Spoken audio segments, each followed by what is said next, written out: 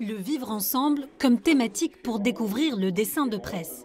Le temps d'une colo, Christian, dessinateur professionnel, initie ses adolescents à son activité. Je vous ai expliqué que ce qui était le plus important dans un dessin, c'est l'idée. Ils ont pour mission de transmettre un message à travers le dessin. Stella Fernandez, élève de 4e, a choisi d'aborder l'égalité homme-femme et chaque détail compte.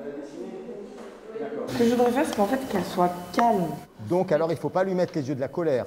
Il vaut mieux rester sur des yeux ronds, hein, avec un petit nez comme ça. Je ne veux pas qu'elle se rabaisse à son niveau en fait, pour ça. J'aime beaucoup défendre le droit des femmes.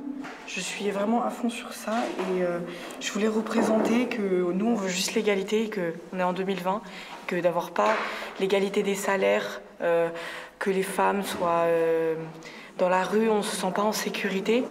Cette initiation au dessin de presse leur permet aussi de s'interroger sur la liberté d'expression à l'heure où la France rend hommage à Samuel Paty.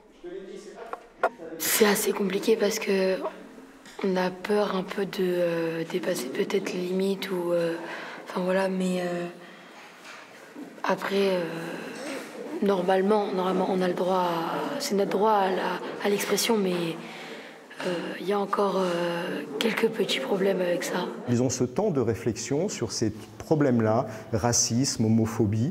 Ils ont ce temps de réflexion, ils se posent la question et c'est ce qui est le plus intéressant dans cette démarche. Finalement, au bout du compte, ce n'est pas le dessin qui va être réalisé par les enfants, c'est ce temps de réflexion. Une fois les dessins finis, ils serviront à la décoration des salles du Fort Royal sur l'île Sainte-Marguerite.